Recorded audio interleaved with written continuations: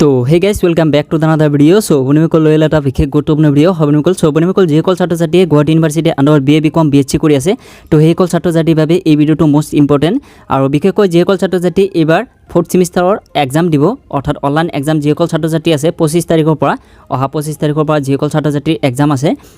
BA BCom BSc and BVoc 4th সেমিষ্টাৰৰ এৰিয়াৰ হওক বা ৰেগুলাৰ হওক বা বেক থকা ছাত্ৰ ছাত্ৰী হওক, সেই সকলো ছাত্ৰ ছাত্ৰীৰ যিটো অনলাইন এক্সাম, সেই অনলাইন এক্সামৰ যিটো SOP বা ষ্টেণ্ডাৰ্ড অপাৰেটিং প্ৰচিডিউৰ বা অনলাইন পৰীক্ষাৰ যিটো নীতি নিয়ম সেইটো আহিছে। আৰু এইবাৰ যিটো নীতি নিয়ম দিছে সেইটো সম্পূৰ্ণ বেলেগ, অৰ্থাৎ আপোনালোকে অনলাইন এক্সাম দিব লাগিব, কিন্তু আপোনালোকে অনলাইনত PDF-টো আপলোড কৰিব নোৱাৰে, আপোনালোকে কলেজত জমা দিব লাগিব। আৰু কেনেকৈ কি কৰিব লাগে সম্পূৰ্ণ আপোনালোকৰ লগত শ্বেয়াৰ কৰিম বা সকলোখিনি আপোনালোকক অতি সহজেৰে বুজাই দিম, যাতে আপোনালোকৰ কোনো ধৰণৰ অসুবিধা নহয় বা আপোনালোকে যাতে কোনো ধৰণৰ কনফিউজ নাথাকে। একদম অতি সহজে আপোনালোকক সকলোখিনি কথা বুজাই দিম। তো আহক আজিৰ ভিডিঅ'টো আমি আৰম্ভ কৰোঁ। তো ভিডিওটো আৰম্ভ কৰাৰ আগত এটা অনুৰোধ, আপোনালোকে যদি এতিয়ালৈকে এই ভিডিওটো লাইক কৰা নাই প্লিজ লাইক কৰি দিব, আৰু আমাৰ মিষ্টাৰ চকম ইউটিউব চেনেলটো যদি এতিয়ালৈকে ছাবস্ক্ৰাইব কৰা নাই প্লিজ ছাবস্ক্ৰাইব কৰিব। আপোনালোকে নিশ্চয় সকলোৱে গমেই পায় যে আমাৰ মিষ্টাৰ চকম ইউটিউব চেনেলে ইউনিভাৰ্চিটি বা গুৱাহাটী ইউনিভাৰ্চিটি সকলো ধৰণৰ আপডেট বা নিউজসমূহ দি থাকে বা সকলোখিনি এক্সপ্লেইন কৰি বুজাই দিয়ে। তো প্লিজ আপোনালোকে যদি এতিয়াও ছাবস্ক্ৰাইব কৰা নাই প্লিজ ছাবস্ক্ৰাইব কৰিব। তো আহক আজি ভিডিওটো আমি আৰম্ভ কৰোঁ। সো বনিমিকল আপোনালোকে নিশ্চয় চাই আছে যে মই গুৱাহাটী ইউনিভাৰ্চিটি যিটো অফিচিয়েল ৱেবছাইট তাতে অলৰেডি মই ভিজিট কৰিছোঁ। তো এটা অহাৰ পিছত আপোনালোকে তলফালে স্ক্ৰল কৰিব, আৰু এটা আপোনালোকে লেটেষ্ট নটিফিকেশ্যন যিসমূহ সেইসমূহ আপোনালোকে এটা নিশ্চয় চাই আছে যে স্ক্ৰল ডাউন হৈ আছে। তো এটা আপোনালোকৰ যিটো লেটেষ্ট নটিফিকেশ্যন সেইটো আপোনালোকে নিশ্চয় চাই আছে, SOP for upcoming TDC BA BSc BCom and BVoc semester 4 examination 2021। তো এইটো হ'ল লেটেষ্ট নটিফিকেশ্যন, তো এইটো আপোনালোকক ডাউনলোড কৰি দেখাইছোঁ। সো বনিমিকল আপোনালোকে নিশ্চয় চাই আছে যে মই নটিছটো বা যিটো SOP আহিছে ষ্টেণ্ডাৰ্ড অপাৰেটিং প্ৰচিডিউৰ সেইটো মই অ'পেন কৰিছোঁ, আৰু ইয়াতে প্ৰথমে যিটো দিয়া আছে standard operating procedure SOP for upcoming TDC BA BCom BSc and BVoc semester 4 examination 2021 regular and arrear base including idol. তো আইডলৰ যিসকল ছাত্ৰ ছাত্ৰী আছে সিহঁতৰো এই same procedure. On the basis of deliberation at appropriate level the following SOP is issued to the for the ensuing TDC BA BSc BCom and BVoc semester 4 online open textbook examination 2021 being conducted by Guwahati University from 25th September 2021. All the students are hereby informed to go through it carefully and follow accordingly. So এই যেটো point, অর্থাৎ এটা যেটো paragraph দি আছে ইয়াতে কোৱা হৈছে যে আপোনালোকৰ যিসকল ছাত্ৰ ছাত্ৰী BA BCom BSc 4th semester পঢ়ি আছে, ৰেগুলাৰ হওক বা এৰিয়াৰ হওক বা আইডল হওক, সকলো ছাত্ৰ ছাত্ৰীৰ কথা ইয়াতে কোৱা হৈছে যে আপোনালোকৰ যেটো 4th সেমিষ্টাৰৰ এক্সাম সেইটো আপোনালোকৰ 25 ছেপ্টেম্বৰৰ পৰা আৰম্ভ হ'ব। আৰু লগতে আপোনালোকৰ যেটো এক্সাম সেই এক্সামৰ যেটো নীতি নিয়ম সেই তলত সেইসমূহ দিয়া আছে, আৰু কি আপোনালোকে নীতি নিয়ম মানিব লাগিব সম্পূৰ্ণ ইয়াতে দিয়া আছে। তো এটা এটাকৈ আপোনালোকক অতি সহজে বুজাই দি আছোঁ। চ' প্ৰথমে যেটো 1 নম্বৰ পইণ্ট দিয়া আছে ইয়াতে কোৱা আছে all the answer must B hand written black ball pen black ink pen by the examiner in A4 size paper. A model answer sheet in upload in the portal. This model answer sheet may also be download printed and then used for writing answer. তো এতে 1 number যেটো point দি আছে এই 1 number পইণ্টত কৈছে আপোনালোকৰ যেটো এনসাৰসমূহ লিখিব A4 সাইজ পেপাৰত, আৰু A4 সাইজ পেপাৰত আপোনালোকে এনসাৰসমূহ লিখিব লাগে, এটোটো সকলোৱে গমে পায়। তো আপোনালোকে যি লিখিব এনসাৰসমূহ সেই লিখাটো আপোনালোকে নিজে হেণ্ড ৰাইটিং হ'ব লাগিব, অৰ্থাৎ আপোনালোকে নিজে হাতে লিখিব লাগিব। আৰু লিখাৰ ক্ষেত্ৰত আপোনালোকৰ যেটো কলম বা যেটো পেন সেইটো আপোনালোকে ব্ল্যাক পেন বা ব্ল্যাক ইংক বা ব্ল্যাক চিয়াহী থকা যেটো কলম আছে সেইটো আপোনালোকে ইউজ কৰিব লাগিব। আৰু ইয়াৰ লগতে এইটো কথা উল্লেখ আছে যে আপোনালোকৰ বাবে এটা টেমপ্লেট দিয়া আছে A4 সাইজ পেপাৰত যে কেনেকৈ আপোনালোকে কি কৰিব লাগে। সো সেইটো গুৱাহাটী ইউনিভাৰ্চিটি অফিচিয়েল ৱেবছাইটত আছে, সেইটো আপোনালোকে ডাউনলোড কৰি চাব পাৰে বা সেইটো আপোনালোকে প্ৰিণ্ট আউট কৰি তাতে লিখিব পাৰিব। তো আপোনালোকে ইমান কষ্ট কৰিব নালাগে, আপোনালোকে এই ভিডিওটোৰ ডেসক্ৰিপশ্যনত যেটো প্ৰথম লিংক পাব সেই লিংকত ক্লিক কৰিলে আপোনালোকে টেমপ্লেটটো পাই যাব। মই তাতে ফুল কাষ্টমাইজ কৰি ৰাখি দিছোঁ, আপোনালোকে বহুতে নিশ্চয় গমে পায়। তো তাৰ পৰা আপোনালোকে ডাউনলোড কৰি সেইটো প্ৰিণ্ট আউট কৰি আপোনালোকে লিখিব পাৰিব। সো তাৰ পিছত আহিলে 2 নম্বৰ পইণ্ট। সো ইয়াতে কোৱা আছে all page must contain page number at the top right কৰ্নাৰ। So ইয়াতে 2 নম্বৰ পইণ্টত কোৱা হৈছে যে আপোনালোকৰ প্ৰত্যেকটো পেজতে, অৰ্থাৎ যিসমূহ পেজত আপোনালোকে এনসাৰসমূহ লিখিব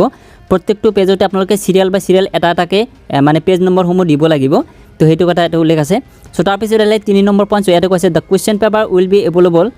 for downloading 30 minutes before the beginning of the examination. So এটা 3 নম্বৰ যেটো পইণ্ট ইয়াতে কোৱা হৈছে যে আপোনালোকৰ যি কুৱেশ্যন থাকিব মানে অনলাইন এক্সামৰ যেটো কুৱেশ্যন সেই কুৱেশ্যনটো আপোনালোকে এক্সাম আৰম্ভ হোৱাৰ আধা ঘণ্টা বা 30 মিনিট আগতে আপোনালোকে পাই যাব, ডাউনলোড কৰা অপশ্যনটো পাই যাব। তাৰ পৰা আপোনালোকে ডাউনলোড কৰি লিখা আৰম্ভ কৰিব পাৰিব, মানে 30 মিনিটছ বিফৰ আপোনালোকে যেটো কুৱেশ্যন সেইটো ডাউনলোড কৰিব পাৰিব।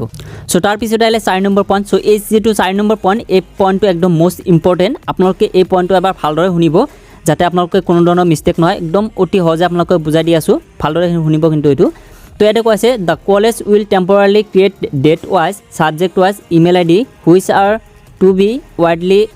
circulate among the student will have to mail the PDF copy of their answer script after the cancellation of examination of every subject paper within stipulated time span. After the end of the entire schedule of the examination, student will have to submit all the original hard copies of the answer script of every subject paper to the college authority within the scheduled time for submission in a single packet, clearly mentioning the roll number, subject, paper title, paper code and semester on the outer side of the envelope. So এই যেটো 4 number point, এই 4 number পইণ্টটো আপোনালোকে ভালদৰে শুনিব। So ইয়াতে যেটো কথা উল্লেখ আছে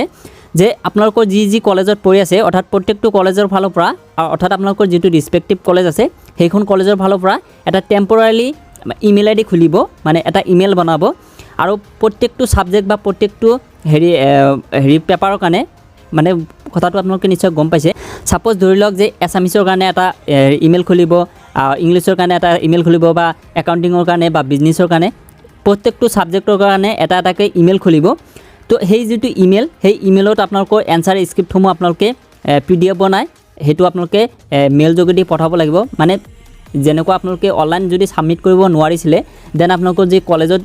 ইমেইল থ্ৰু দি পঠাইছিলে সেম প্ৰসেছত আপোনালোকে পঠাব লাগিব। আৰু এতিয়া কিন্তু আপোনালোকে অনলাইন মানে আপলোড কৰা অপচন নাপায়, আপোনালোকে ডাইৰেক্ট কলেজৰ যেটো ইমেইল আইডি সেই ইমেইল আইডিত পঠাব লাগিব।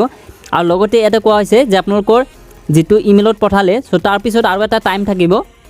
আৰু সেই টাইমটো আপোনালোকৰ কলেজৰ ফালৰ পৰা পাই যাব যে কেতিয়া আপোনালোকে সেই হাৰ্ড কপিখন অৰ্থাৎ আপোনালোকৰ যেটো এনসাৰ স্ক্ৰিপ্টৰ যেটো হাৰ্ড কপি অৰ্থাৎ মেইন যেটো কপি সেই কপিটো আপোনালোকে স্ক্যান কৰি PDF কৰি তো আপোনালোকে মেইলত পঠালে, বাট আপোনালোকৰ যেটো হাৰ্ড কপি হেতু আপোনালোকে কলেজত জমা দিব লাগিব। আৰু কলেজত জমা দিওঁতে আপোনালোকৰ এটা এনভেলপ বা এটা আপোনালোকৰ যি চিঠিৰ বাকচ যেনেকুৱা বা খাম যেটো চিঠিৰ কাৰণে সো তেনেকুৱা মানে A4 সাইজ পেপাৰৰ মানে খাম আছে, সেইবিলাক আপোনালোকে কিনি আনিব। সো কিনাৰ পিছত আপোনালোকে হেতু ভিতৰত সোমাই কিনে আপোনালোকে হেতু বস্তু কলেজত জমা দিব লাগিব। এটা টাইম দিয়া থাকিব, হেতু টাইমৰ ভিতৰত আপোনালোকে হেতু বস্তু জমা দিব লাগিব। আৰু সেই যেটো এনভেলপ বা যেটো বাকচ সেই বাকচৰ ওপৰত কি লিখিব লাগিব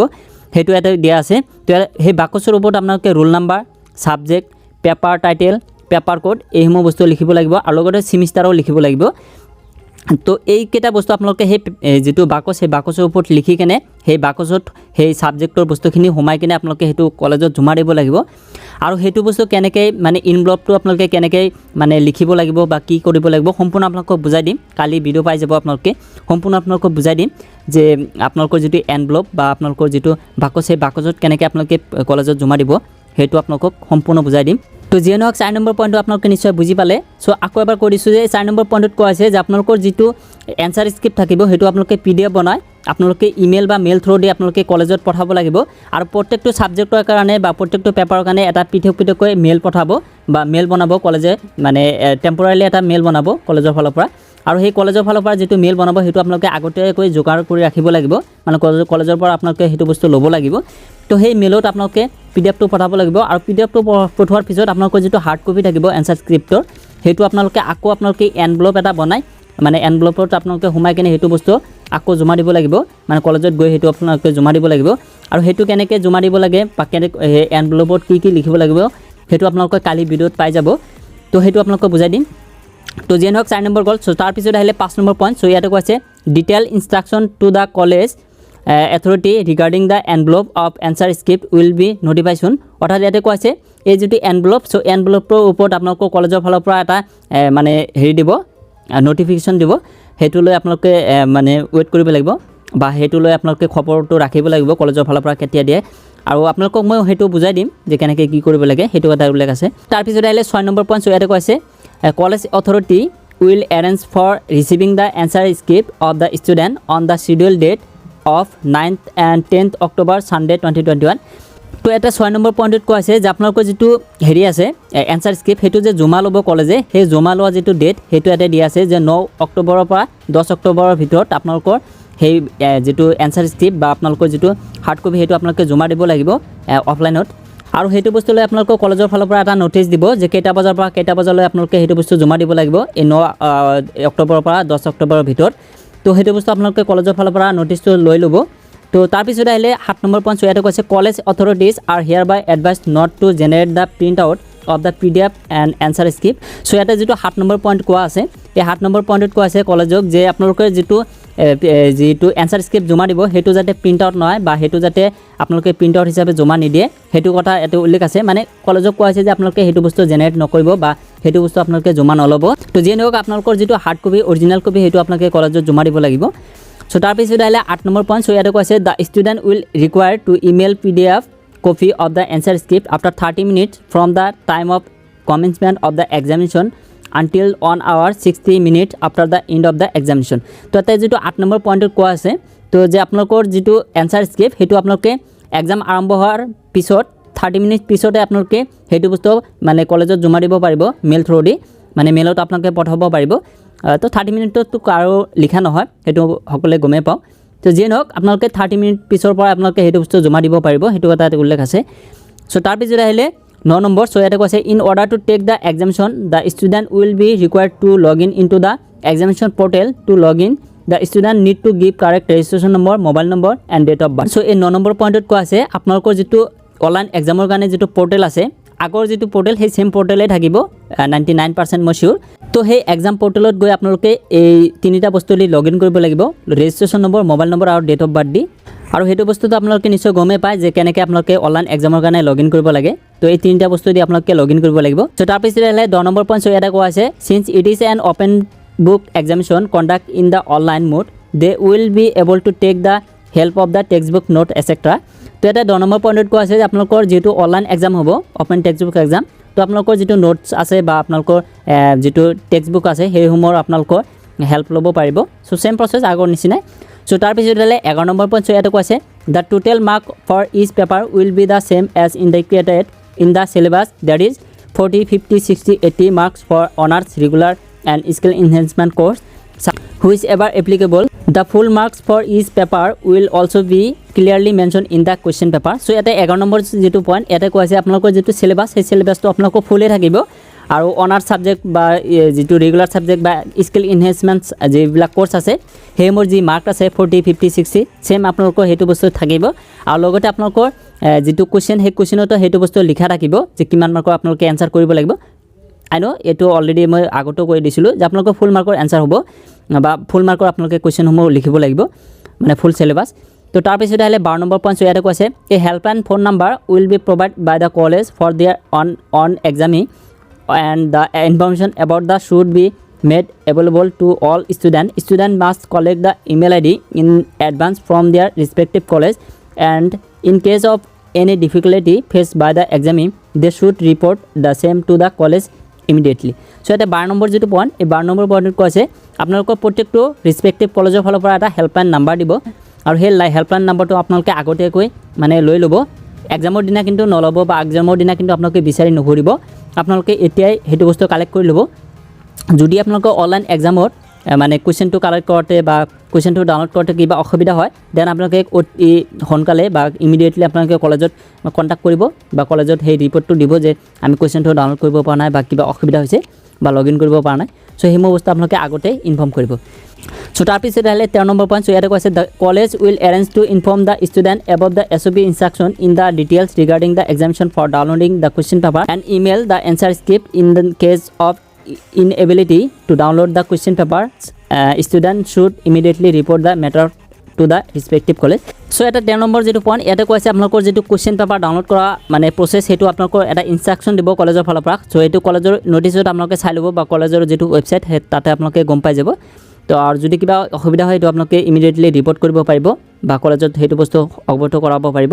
তো হেতু এটা উল্লেখ আছে তো তাৰ পিছত আহিলে 14 নম্বৰ পইণ্ট ইয়াতে কৈছে student should mandatory follow the two step তো ইয়াতে যেটো 14 নম্বৰ পইণ্ট এই পইণ্টটো একদম মোস্ট ইম্পৰ্টেন্ট সো ইয়াতে আপোনালোকৰ যেটো কথা উল্লেখ আছে এই নম্বৰত sending the mail within 1 hour from the time of completion of each examination তো এটা আপোনালোকৰ যেটো 1 নম্বৰ পইণ্ট বা এই নম্বৰ পইণ্ট এটা কৈছে আপোনালোকৰ যেটো হেৰি এনসার স্ক্রিপ্ট বা মেল যেটো সেই মেলটো যে আপোনালোকে পঠাব উইথিন 1 আৱাৰ যেটো টাইম থাকিব কমপ্লিটন হোৱাৰ পিছত মানে অনলাইন এক্সাম শেষ হোৱাৰ পিছত যেটো 1 ঘণ্টা সময় থাকিব সেই টাইমৰ ভিতৰতে আপোনালোকে হেতু বস্তু সেন্ড কৰিব লাগিব লগতে এটা বি নম্বৰত কৈছে submission of the hard copies of all the answer script in a single envelope to their respective college on 9th or 10th October 2021 তো এটা যেটো বি নম্বৰ পইণ্ট এই বি নম্বৰ পইণ্টত কৈছে আপোনালোকৰ যেটো হাৰ্ড কপি থাকিব বা এনসাৰ স্ক্ৰিপ্ট যেটো থাকিব হেতু আপোনালোকে সিঙ্গেল এটা এনভেলপত আপোনালোকে সোমাই কেনে আপোনালোকে জমা দিব লাগিব আৰু জমা দিয়াৰ যিটো ডেট সেইটো এটা কোৱা হৈছে আপোনালোকে 9 অক্টোবৰৰ পৰা 10 অক্টোবৰৰ ভিতৰত আপোনালোকে জমা দিব লাগিব ৰেসপেক্টিভ কলেজত মানে আপোনালোকৰ নিজৰ কলেজত আপোনালোকে এইটো বস্তু জমা দিব লাগিব আৰু আপোনালোকে অল এক্সামৰ যিবিলাক হেৰি আছে এনসাৰ স্ক্ৰিপ্ট আছে সেই গোটেইখিনি মিলি এটা এনভেলপৰ ভিতৰত আপোনালোকে সেইটো বস্তু জমা দিব লাগিব তো এই এনভেলপত আপোনালোকে কেনেকৈ জমা দিব লাগিব বা আপোনালোকে এনভেলপৰ ওপৰত কি লিখিব লাগিব বা এনভেলপটো কেনেকুৱা বা কি এনভেলপ হয় সেইটো আপোনালোকক অহাকালি ভিডিঅ'ত আপোনালোকে পাই যাব একদম সম্পূৰ্ণ এক্সপ্লেইন কৰি আপোনালোকক বুজাই দিম তো আশা কৰোঁ আপোনালোকে এতিয়া এছবিৰ ওপৰত আৰু কোনো ধৰণৰ ডাউট নাই যদি কিবা ডাউট আছে দেন আপোনালোকে কমেণ্ট কৰিব মানে আপোনালোকক সেইটো মই বুজাই দিয়াৰ কাৰণে ট্ৰাই কৰিম তো আশা কৰোঁ আপোনালোকে সম্পূৰ্ণ বুজি পালে যদি ভিডিঅ'টো ভাল লাগিছে প্লিজ লাইক কৰি দিব আৰু অহাকালি ভিডিঅ'টো কিন্তু আপোনালোকৰ বাবে মোষ্ট ইম্পৰ্টেণ্ট হ'ব সেইটো ভিডিঅ' আপোনালোকে চাই থাকিব বা চাবলৈ আপোনালোকে এতিয়া ছাবস্ক্ৰাইব কৰিব তো এই আছিল ভিডিঅ'টো যদি ভিডিঅ'টো ভাল লাগিছে প্লিজ লাইক কৰিব মিষ্টাৰ সগম এডিশ্যনত নতুন আহিলে প্লিজ ছাবস্ক্ৰাইব কৰিবলৈ নাপাহৰিব সো বন্ধুসকল আজিলৈকে মানে বাই জয় অসম